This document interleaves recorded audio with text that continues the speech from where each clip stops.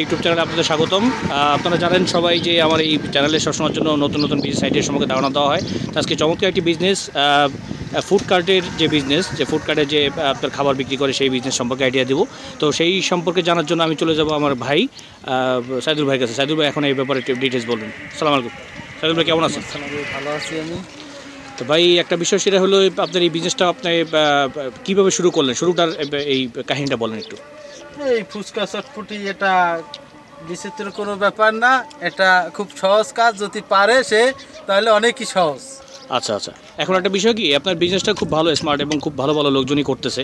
আর এই খাবার এমন একটা জিনিস যে এটা সবাই আসলে আসে, খিদা লাগলে সবাই আসবে এবং কোয়ালিটি ভালো হলে অবশ্যই আসবে।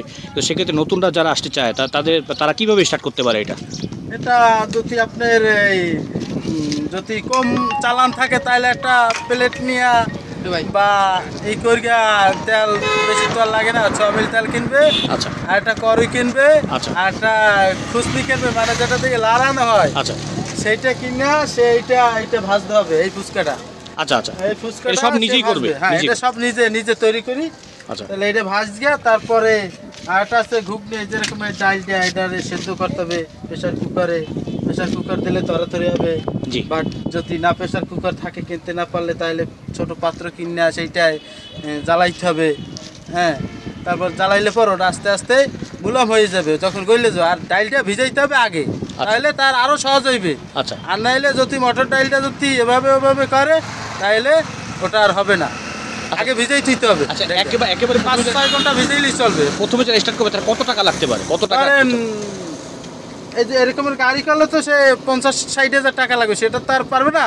আচ্ছা। তাহলে 2-3 হাজার টাকার ভিতরে হবে যদি একটা প্লেট কেনে। প্লেট মানে একটা শ্রেণী, আচ্ছা, পাত্র একটা আচ্ছা। কিনে, তারপর যদি খালি ফুচকা বেছে তাহলে এই ফুচকাটা সেই পাত্রের উপর রাখবে। রাখার পরে মশলা একটা বালতিতে, এরকম বালতি কিনে যদি সে কি করে, আর মশলা টশলা ভাঙতে, মরিচের গুঁড়া, যেমন ধনিয়ার গুঁড়া, যেমন লবণ, এইসব জিনিস।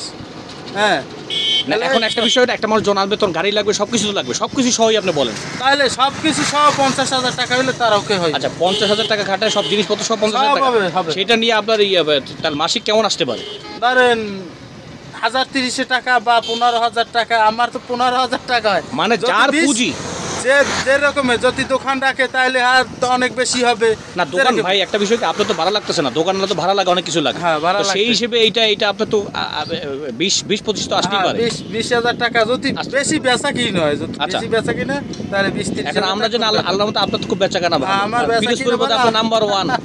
তা সেই হিসেবে আপনার ইনকাম অনেক বেশি আমি জানি, তো সেই আর কি বিষয়। তা এখন আপনার যারা আছে, নতুনদের উদ্দেশ্যে কি বলবো?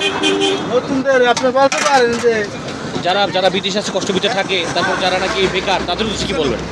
তারা জানি বোঝে যে এটা ভালো হইতে আছে, খুব ভালো ব্যবসা করতে পারলে ভাই ভালো। আচ্ছা আচ্ছা আচ্ছা, বুঝতে পারছি। তাই এটা আপনার কোনো লজ্জা শরম রাখা যাবে না, তাই তো? লজ্জা শরম নেই, আমার লজ্জা শরম আছে নাকি? আচ্ছা আচ্ছা, মানে ব্যবসা করতে হলে লজ্জা শরম বন্ধ করতে হবে, তাই তো?